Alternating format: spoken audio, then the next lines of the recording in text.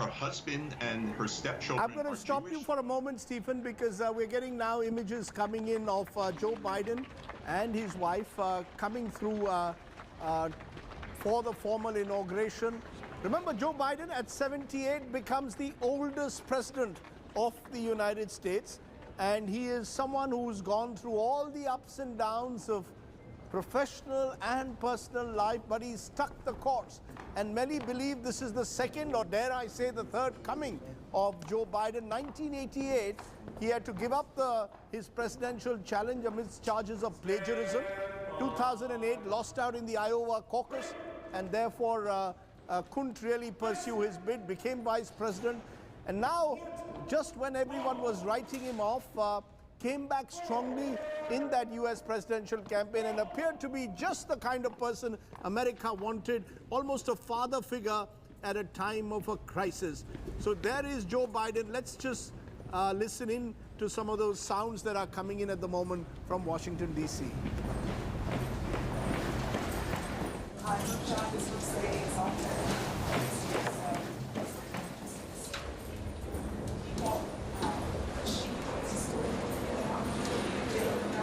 Ready for his big moment in the sun. Jonathan Wachtel, what does it mean? A 78-year-old United States president, the oldest president, is he the right person at the right place at the right time in a way? That's a big question, and I can assure you that the population in the United States would answer that very differently. So he's coming in. Of course, he has that patrician sense to himself. He, of course, has navigated the halls of Congress and then within the White House for decades. So he's a man of great experience when it comes to policy, when it comes to the runnings of government.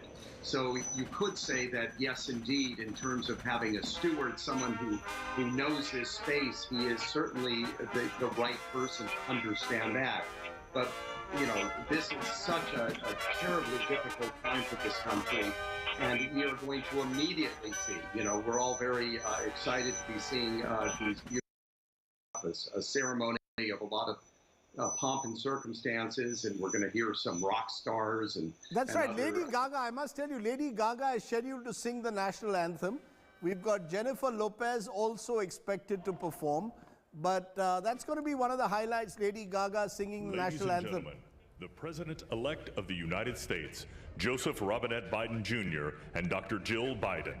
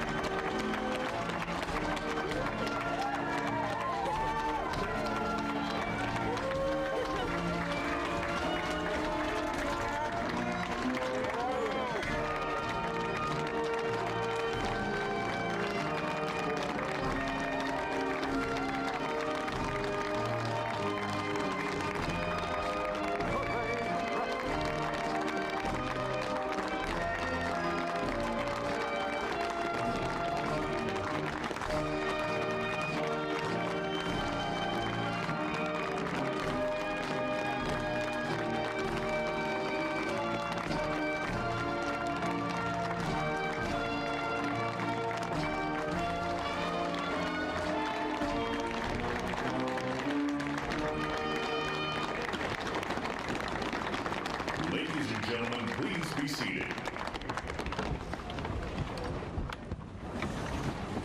Now, on the podium where you have the U.S. President-elect Joe Biden with his wife Jill Biden, Kamala Harris and her husband, both of whom will be formally anointed by the Chief Justice of the United States as President Amy Klobuchar and Vice President of the United States.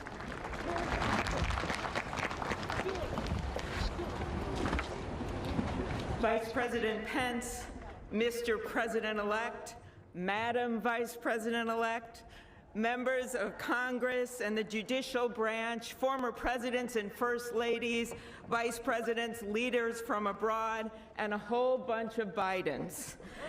America, welcome to the 59th presidential inauguration, where in just a few moments, Joe Biden and Kamala Harris will take their solemn oaths. This ceremony is the culmination of 244 years of a democracy. It is the moment when leaders brought to this stage by the will of the people promise to be faithful to our Constitution, to cherish it and defend it. It is the moment when they become, as we all should be, guardians of our country. Have we become too jaded, too accustomed to the ritual of the passing of the torch of democracy to truly appreciate what a blessing and a privilege it is to witness this moment? I think not. 2 weeks ago, when an angry, violent mob staged an insurrection and desecrated this temple of our democracy, it awakened us to our responsibilities as Americans. This is the day when our democracy picks itself up, brushes off the dust, and does what America always does: goes forward as a nation under God, indivisible, with liberty and justice for all. This conveyance of a sacred trust between our leaders and our people takes place in front of this shining Capitol dome for a reason. When Abraham Lincoln gave his first inaugural address in front of this Capitol, the dome was only partially constructed, braced by ropes of steel. He promised he would finish it. He was criticized for spending funds on it during the Civil War. To those critics, he replied, "If the people see the Capitol going on, it is a sign we intend the Union shall go on." And it did, and it will. Generations of Americans gave their lives to preserve our republic in this place. Great legislation to protect civil rights and economic security and lead the world was debated and crafted under this dome. Now it falls on all of us, not just the two leaders we are inaugurating today, to take up the torch of our democracy, not as a weapon of political arson, but as an instrument for good. We pledge today never to take our democracy for granted as we celebrate its remarkable strength. We celebrate its resilience, its grit. We celebrate the ordinary people doing extraordinary things for our nation, the doctors and nurses on the front line of this pandemic, the officers in the Capitol, a new generation never giving up hope for justice. We celebrate a new president, Joe Biden, who vows to restore the soul of America and cross the river of our divides to a higher plane. And we celebrate our first African American, first Asian American, and first woman Vice President, Kamala Harris, who stands on the shoulders of so many on this platform who have forged the way to this day. When she takes the oath of office, little girls and boys across the world will know that anything and everything is possible. And in the end, that is America, our democracy, a country of so much good. And today, on these Capitol steps and before this glorious field of flags, we rededicate ourselves to its cause. Thank you. It is now my honor to introduce to you the senator who has worked with me and so many others to make this ceremony possible, my friend and the chair of the inaugural committee, Missouri Senator Roy Blunt.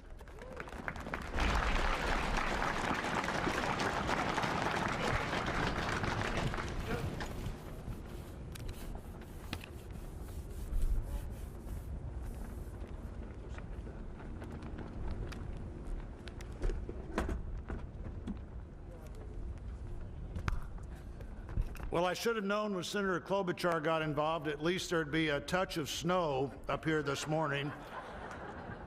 Of all the things we'd considered, I don't think snow was on my agenda until I walked out the door a moment ago. But thank you, Senator Klobuchar, and thanks to the other members of the Joint Congressional Committee on the Inauguration as we officially begin the 59th inaugural ceremony. I also want to thank the Joint Committee staff and our partners, particularly our security partners, for the way they've dealt with unprecedented circumstances. When I chaired the inauguration 4 years ago, I shared President Reagan's 1981 description of this event as commonplace and miraculous. Commonplace because we've done it every 4 years since 1789. Miraculous because we've done it every 4 years since 1789. Americans have celebrated this moment during war, during depression, and now during pandemic. Once again, all three branches of our government come together as the Constitution envisions. Once again, we renew our commitment to our determined democracy, forging a more perfect union. That theme for this inauguration, our determined democracy, forging a more perfect union, was announced by the Joint Committee before the election with the belief that the United States can only fulfill its promise and set an example for others if we are always working to be better than we have been.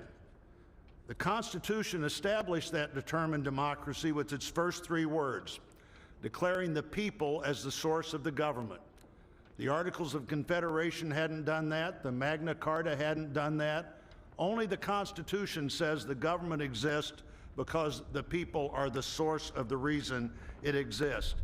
They immediately followed those first three words with the words to form a more perfect union. The founders did not say to form a perfect union. They did not claim that in our new country nothing would need to be improved. Fortunately, they understood that always working to be better would be the hallmark of a great democracy. The freedoms we have today, the nation we have today, is not here just because it happened, and they aren't complete.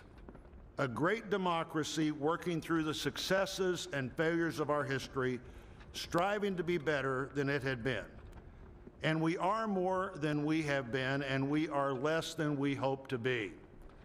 The assault on our Capitol at this very place just 2 weeks ago reminds us that a government designed to balance and check itself is both fragile and resilient. During the last year, the pandemic challenged our free and open society and called for extraordinary determination and sacrifice, and still challenges us today.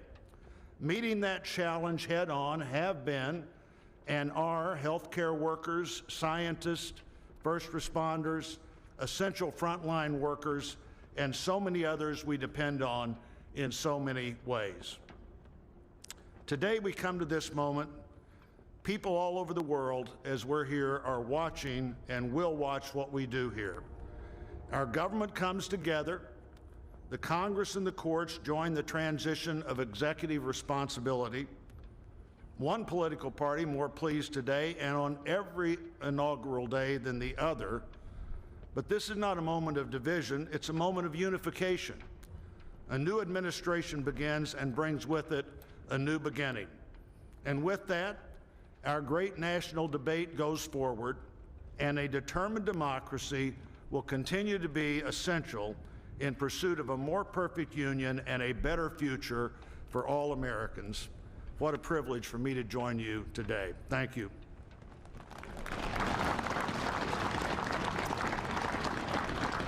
I'm pleased to call to the podium a longtime friend of the President-elect and his family, Father Leo O'Donovan, to lead us in an invocation. Please stand if you are able and remain standing for the national anthem and the pledge to our flag.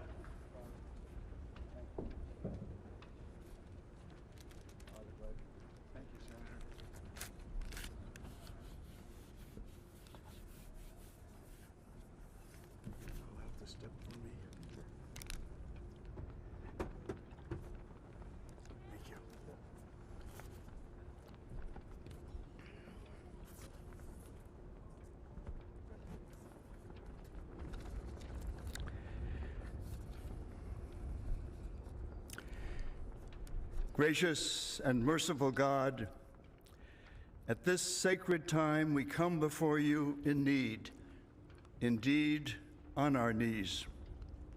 But we come still more with hope and with our eyes raised anew to the vision of a more perfect union in our land, a union of all our citizens to promote the general welfare and secure the blessings of liberty to ourselves and our posterity.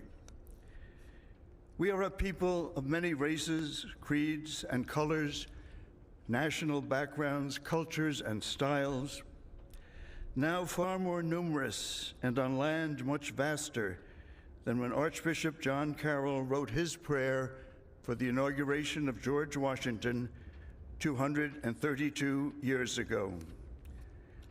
Archbishop Carroll prayed that you, O Creator of all, would assist with your Holy Spirit of counsel and fortitude the President of these United States, that his administration may be conducted in righteousness and be eminently useful to your people. Today we confess our past failures to live according to our vision of equality, inclusion, and freedom for all. Yet we resolutely commit still more now to renewing the vision, to caring for one another in word and deed, especially the least fortunate among us, and so becoming a light for the world. There is a power in each and every one of us that lives by turning to every other one of us, a thrust of the Spirit to cherish and care and stand by others, and above all, those most in need. It is called love, and its path is to give ever more of itself. Today, it is called American patriotism, born not of power and privilege, but of care for the common good, with malice toward none and with charity for all.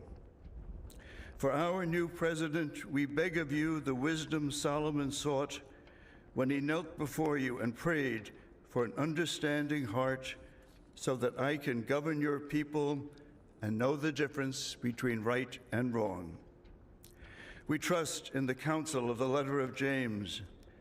If any of you lacks wisdom, you should ask God, who gives generously to all without finding fault, and it will be given to you.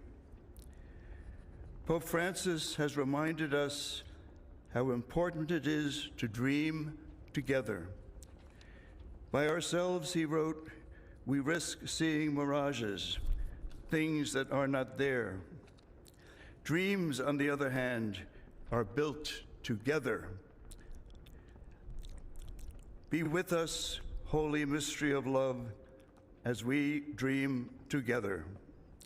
Help us under our new president to reconcile the people of our land, restore our dream and invest it with peace and justice and the joy that is the overflow of love.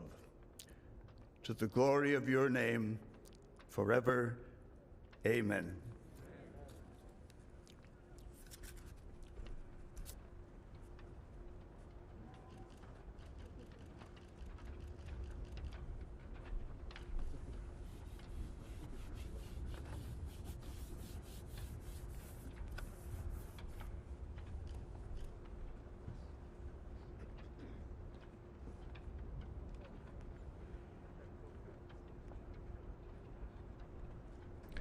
Ladies and gentlemen, please remain standing for the presentation of our national colors by the Armed Forces Color Guard, the singing of our national anthem, and for the Pledge of Allegiance.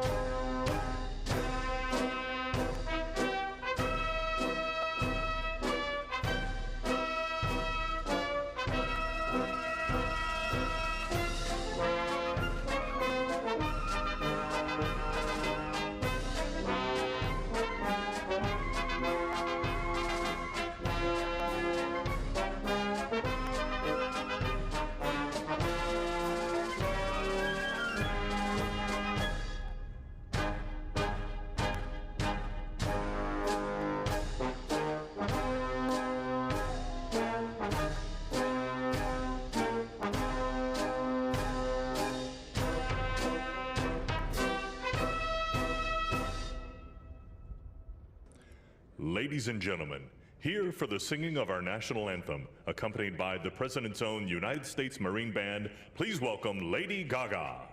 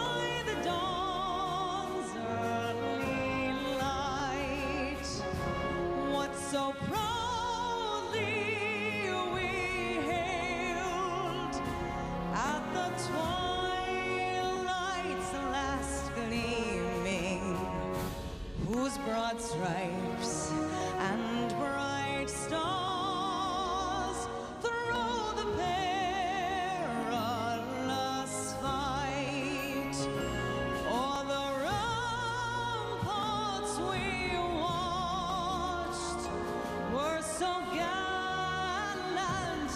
streaming, and the rocket's red glare, the bombs bursting in air, gave proof through the night that our flag was still there. Say, does that star-spangled banner yet wave on the land of the free and the home of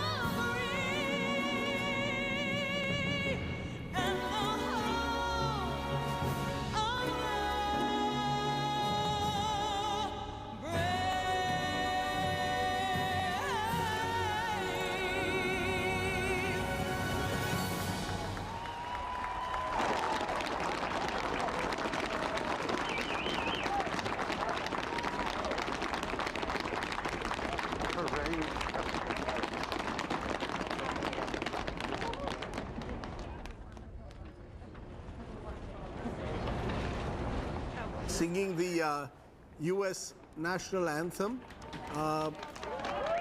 which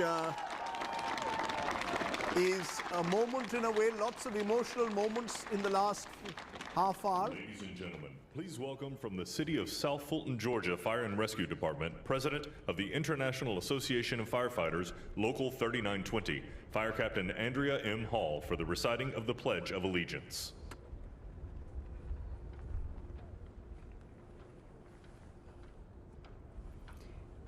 I pledge allegiance to the flag of the United States of America and to the republic for which it stands, one nation, under God, indivisible, with liberty and justice for all.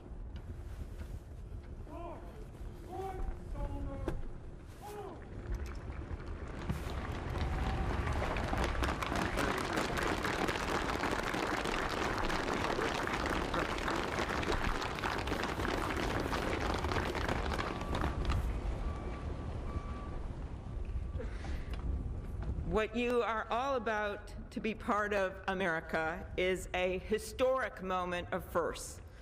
To administer the oath to our first African American, our first Asian American, and our first woman Vice President, Kamala Harris, it is my great privilege to welcome to the inaugural stage the first Latina to ever serve on the Supreme Court of the United States of America, Justice Sonia Sotomayor. Ladies and gentlemen, please remain standing for the oath of office, followed by musical honors.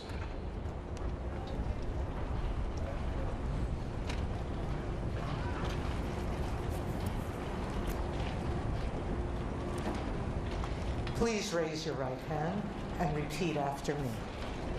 I, Kamala Davy Harris, do solemnly swear I, Kamala Davy Harris, do solemnly swear that I will support and defend the Constitution of the United States that I will support and defend the Constitution of the United States against all enemies, foreign and domestic, against all enemies, foreign and domestic, that I will bear true faith and allegiance to the same, that I will bear true faith and allegiance to the same, that I take this obligation freely that I take this obligation freely without any mental reservation or purpose of evasion, without any mental reservation or purpose of evasion, that I will well and faithfully discharge that I will well and faithfully discharge the duties of the office on which I am about to enter. the duties of the office upon which I am about to enter. So help me God.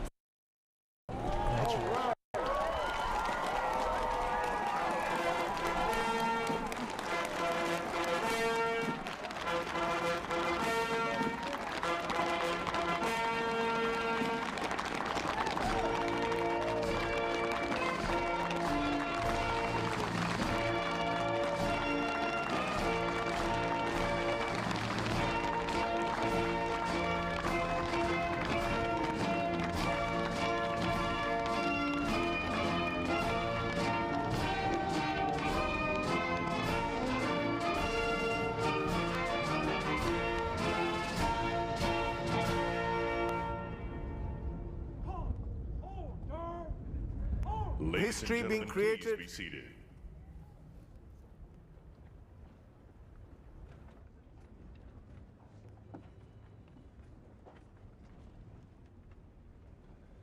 Please welcome Jennifer Lopez to perform This Land Is Your Land and America the Beautiful, accompanied by members of the President's own United States Marine Band.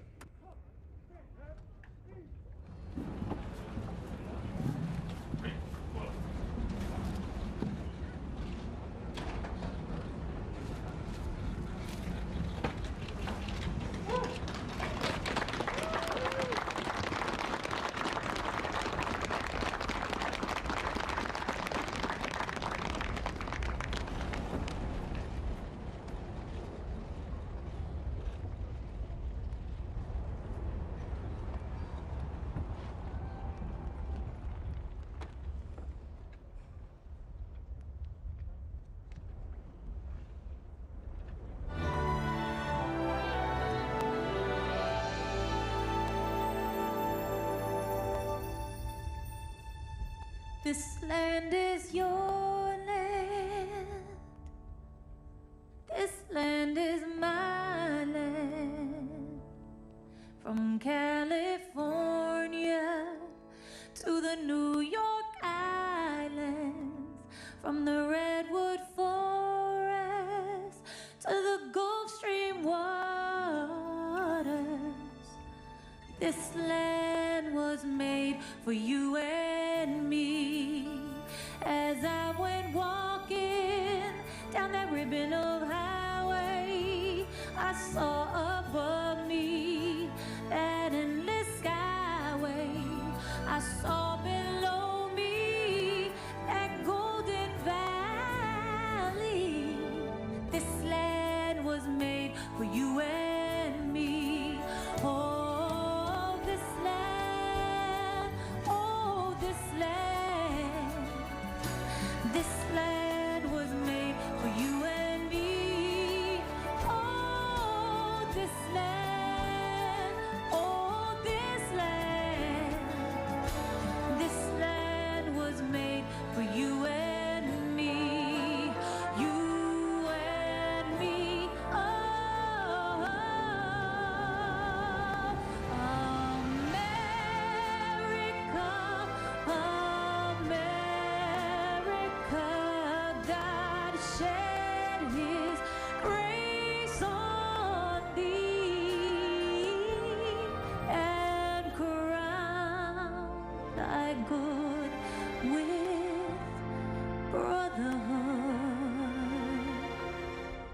From sea to shining sea,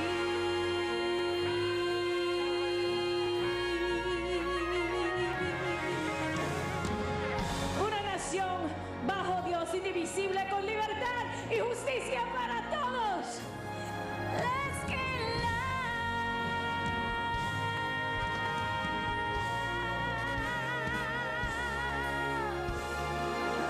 This land was made for you and me.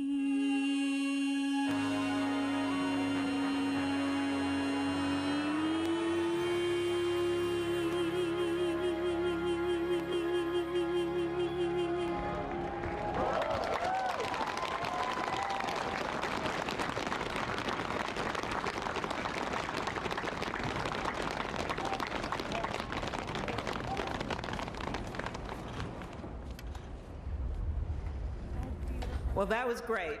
The sun is shining, and Mr. President-elect, this is the first inauguration in the history of America where J-Lo was the warm-up act for Chief Justice Roberts. With that, it is now my distinct honor to introduce the Chief Justice of the Supreme Court of the United States, John Roberts, to administer the presidential oath to the next President of the United States, Joseph R. Biden.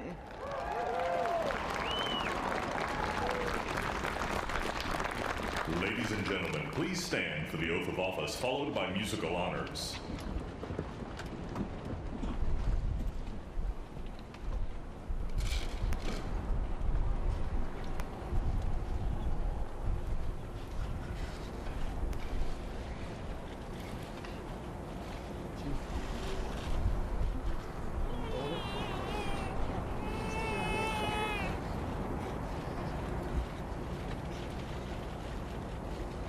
Please raise your right hand and repeat after me.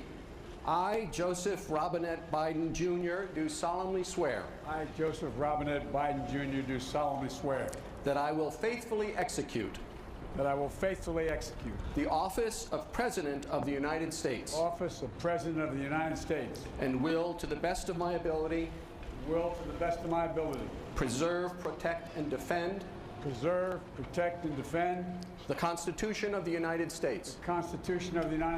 So help you God. So help me God. Congratulations, Mr. President.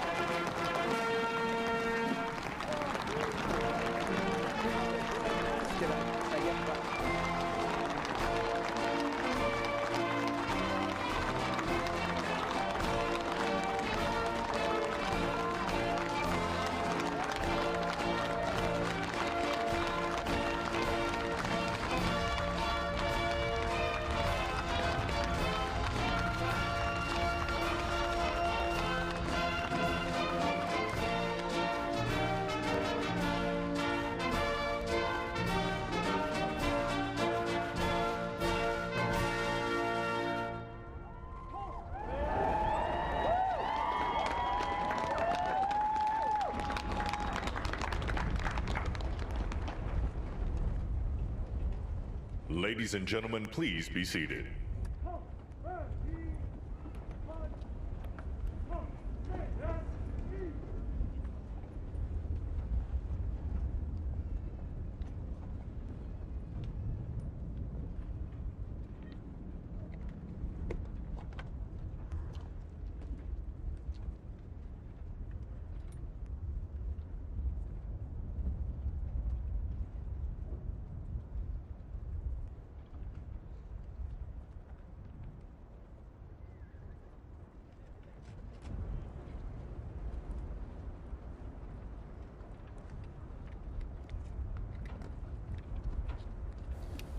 So there you have, America has got its oldest ever president. 78-year-old Joe Biden has fulfilled a long-cherished dream. In a sense, this is the culmination of one of the most distinguished political careers in America. Joe Biden has been in politics for half a century, perhaps thought he'd missed his chance when he lost out in 2008 to Barack Obama, became vice president then, now becomes the 46th president of the United States of America. This is a day when history has been created. The first woman vice president of the United States, Kamala Harris, or Kamala Devi Harris, and now Joe Biden. A moment we have all been waiting for. It is now my great privilege and high honor to be the first person to officially introduce the 46th President of the United States, Joseph R. Biden, Jr.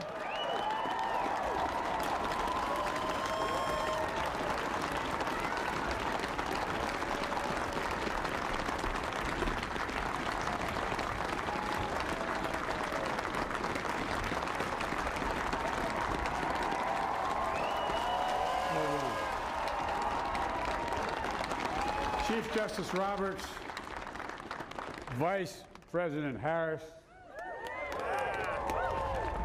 Speaker Pelosi, Leader Schumer, Leader McConnell, Vice President Pence, and my distinguished guests, my fellow Americans.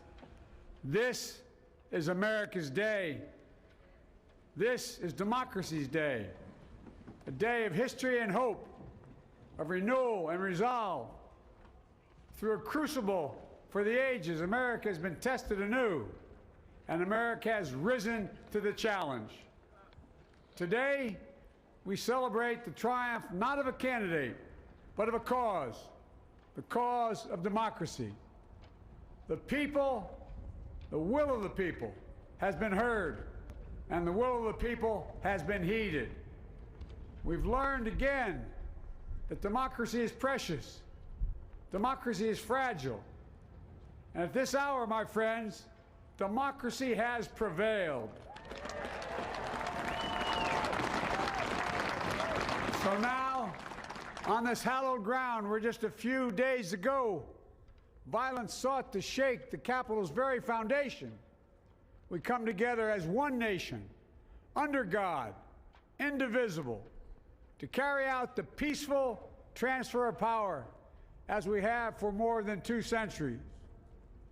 As we look ahead in our uniquely American way, restless, bold, optimistic, and set our nation we know we can be and we must be.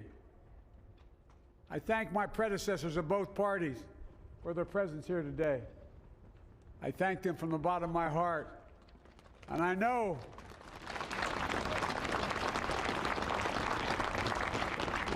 the resilience of our Constitution and the strength of our nation, as does President Carter, who I spoke with last night, who cannot be with us today, but whom we salute for his lifetime in service.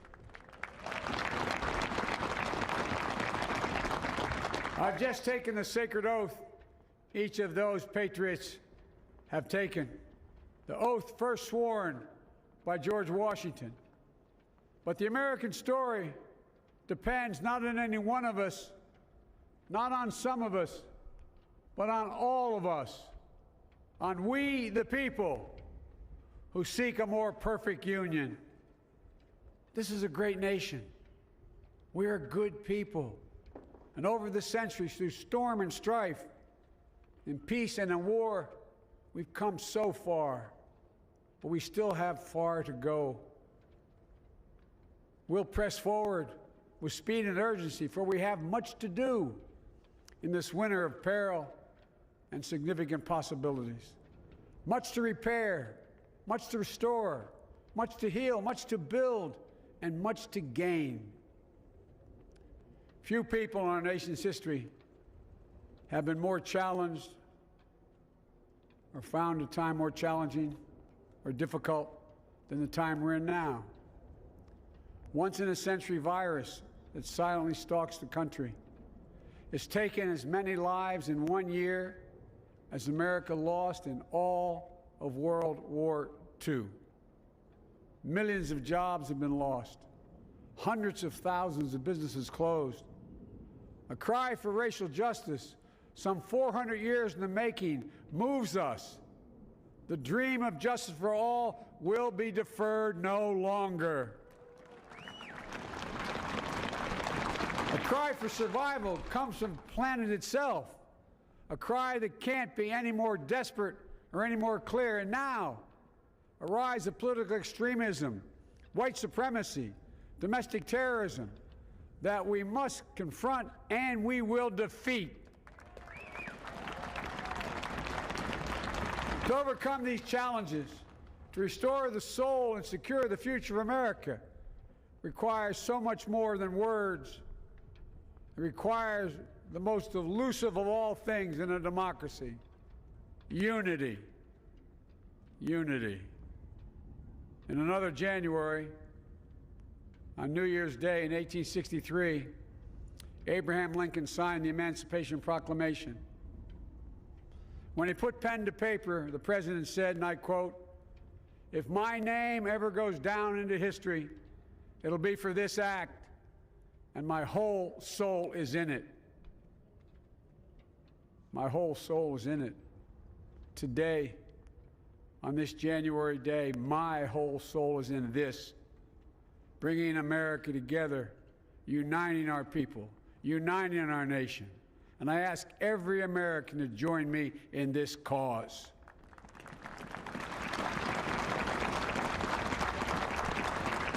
Uniting to fight the foes we face: anger, resentment and hatred, extremism, lawlessness, violence, disease, joblessness, and hopelessness. With unity, we can do great things, important things. We can right wrongs. We can put people to work in good jobs. We can teach our children in safe schools. We can overcome the deadly virus. We can reward work and rebuild the middle class and make health care secure for all. We can deliver racial justice, and we can make America once again the leading force for good in the world. I know speaking of unity can sound to some like a foolish fantasy these days. I know the forces that divide us are deep and they are real.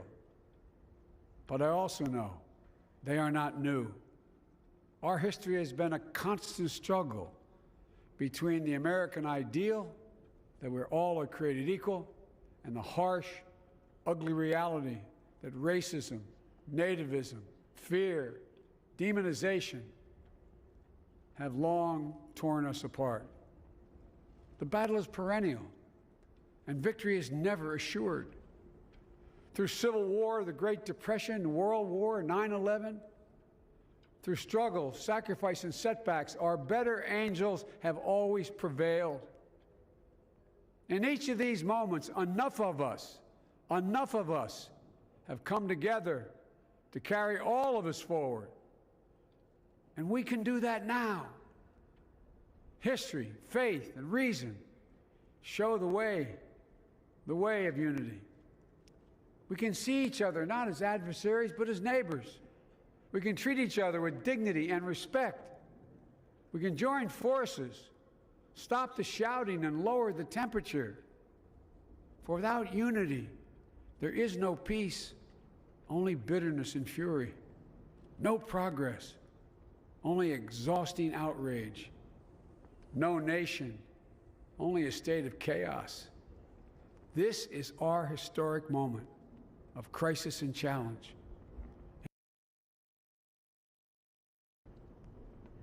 And we must meet this moment as the United States of America. If we do that, I guarantee you we will not fail. We have never, ever, ever, ever failed in America when we've acted together. And so today, at this time, in this place, let's start afresh, all of us. Let's begin to listen to one another again, hear one another, see one another, show respect to one another. Politics doesn't have to be a raging fire, destroying everything in its path. Every disagreement doesn't have to be a cause for total war. And we must reject the culture in which facts themselves are manipulated and even manufactured.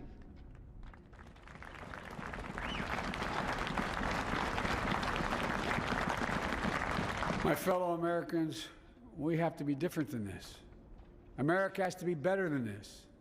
And I believe America is so much better than this. Just look around.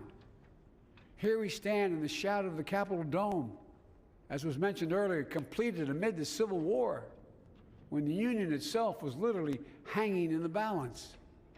Yet we endured. We prevailed.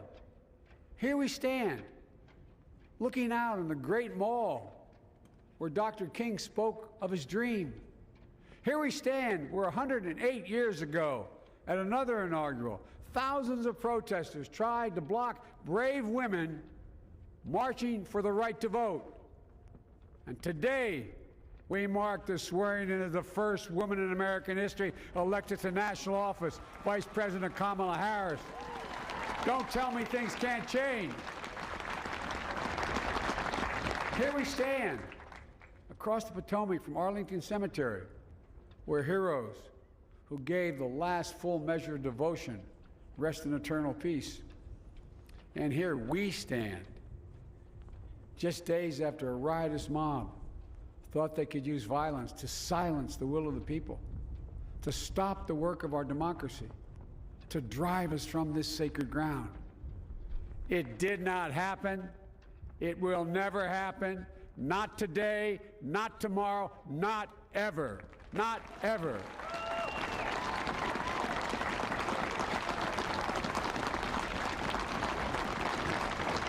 To all those who supported our campaign, I'm humbled by the faith you've placed in us. To all those who did not support us, let me say this. Hear me out as we move forward. Take a measure of me and my heart. If you still disagree, so be it. That's democracy. That's America. The right to dissent peaceably within the guardrails of our republic is perhaps this nation's greatest strength. Yet hear me clearly. Disagreement must not lead to disunion. And I pledge this to you. I will be a president for all Americans. All Americans. And I promise you, I will fight as hard for those who did not support me as for those who did.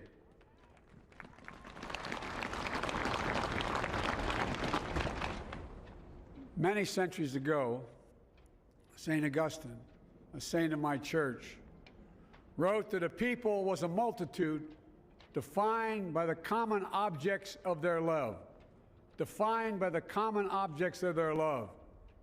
What are the common objects we as Americans love that define us as Americans? I think we know. Opportunity, security, liberty, dignity, respect, honor, and yes, the truth. Recent weeks and months have taught us a painful lesson. There is truth and there are lies. Lies told for power and for profit. And each of us has a duty and a responsibility as citizens, as Americans, and especially as leaders. Leaders who have pledged to honor our Constitution and protect our nation, to defend the truth and defeat the lies. Look, I understand that many of my fellow Americans view the future with fear and trepidation. I understand they worry about their jobs. I understand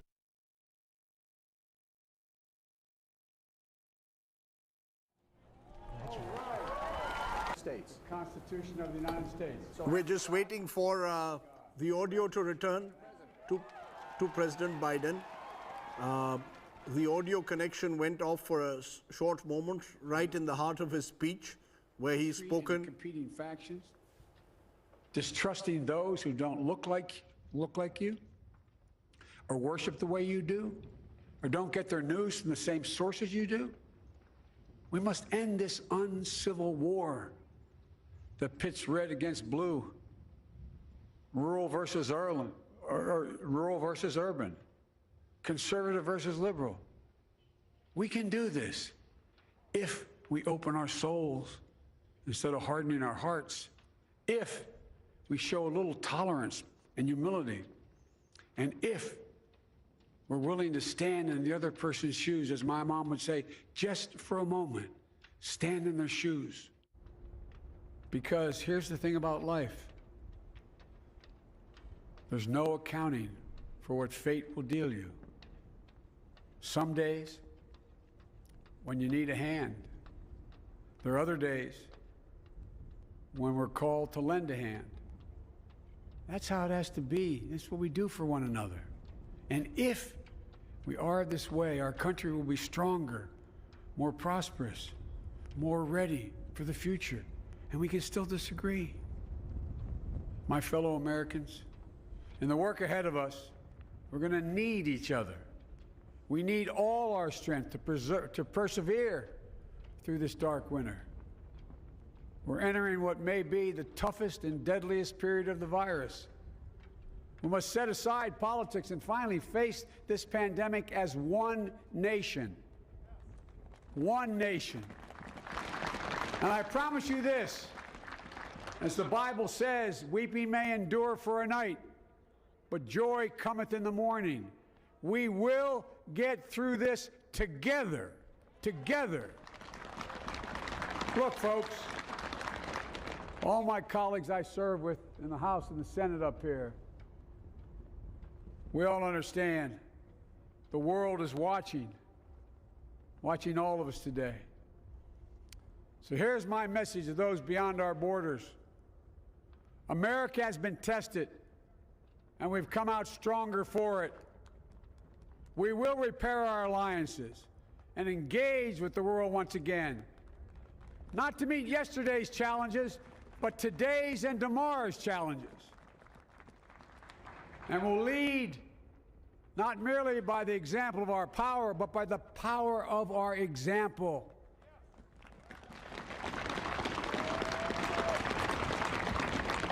We'll be a strong and trusted partner for peace, progress, and security. Look, you all know we've been through so much in this nation. And my first act as president, I'd like to ask you to join me in a moment of silent prayer. Remember all of those who we lost in this past year to the pandemic. Those 400,000 fellow Americans, moms, dads, husbands, wives, sons, daughters, friends, neighbors, and co-workers. We'll honor them by becoming the people and the nation we know we can and should be. So I ask you, let's say a silent prayer for those who've lost their lives and those left behind, and for our country.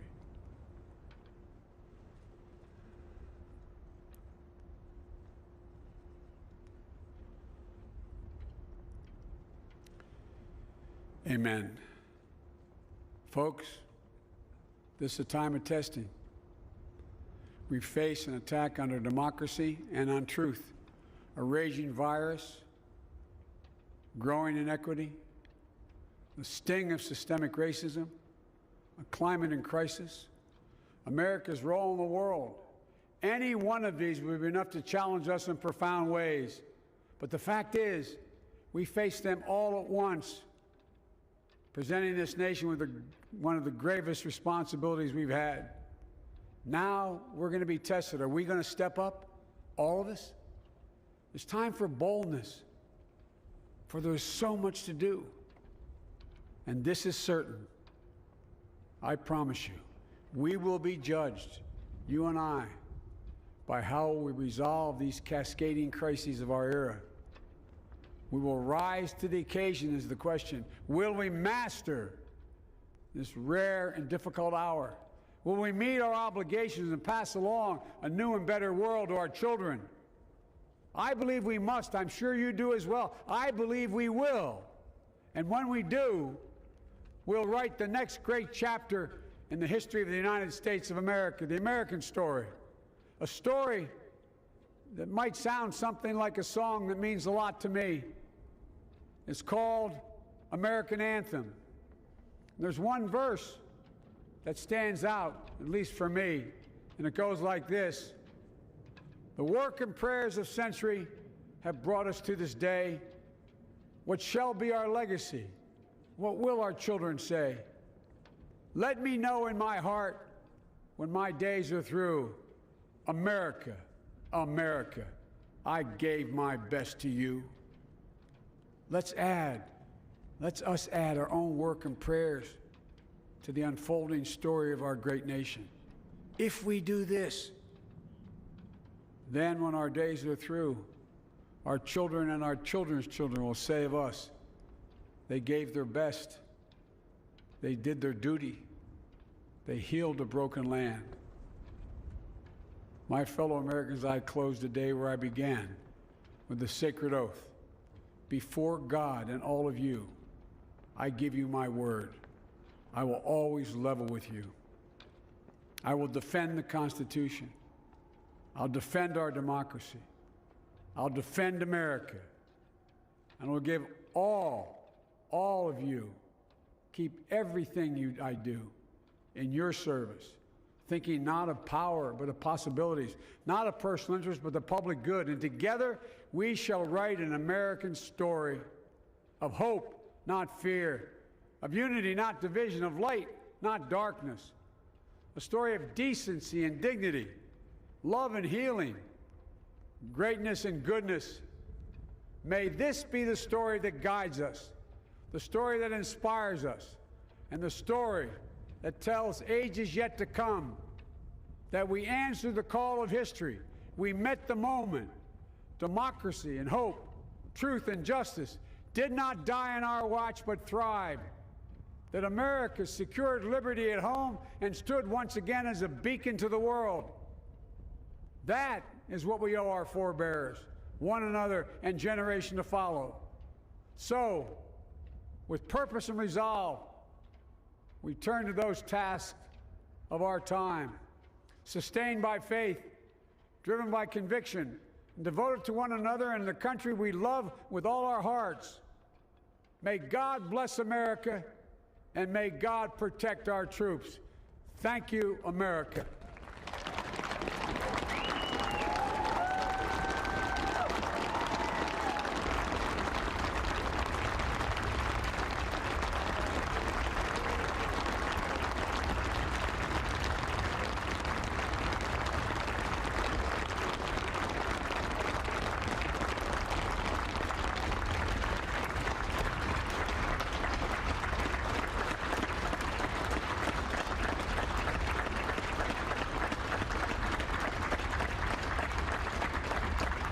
Ladies and gentlemen, please be seated.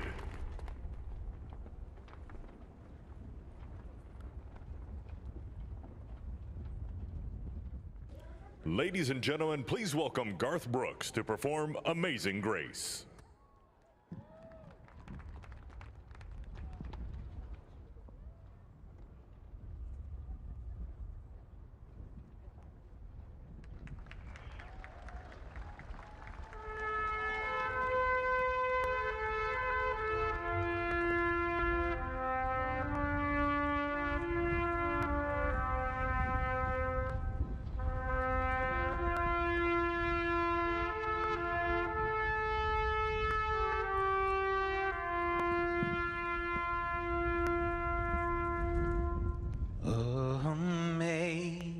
Amazing grace, how sweet the sound that saved a wretch like me. I was lost, but now I'm found. Was blind, but now I see. When we've been there 10,000 years, bright shining as the sun, we've no less days to sing God's praise than when we first begun. If I can ask you to sing this last verse with me, not just the people here, but the people at home, at work, as one, united. Amazing grace, how sweet the sound that saved a wretch like me. I once was lost, but now I'm found. Was blind, but now I see.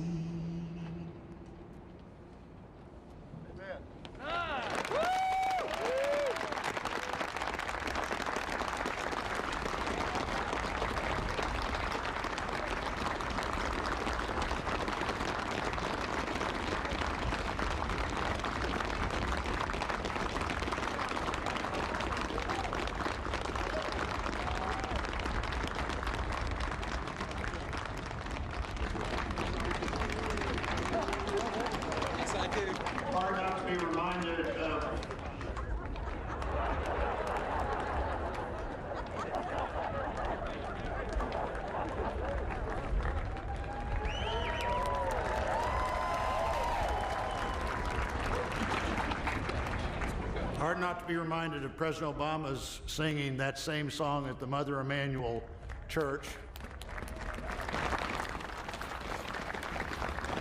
A song that in our culture is as close to both poetry and prayer. We've just heard a stirring speech from the 46th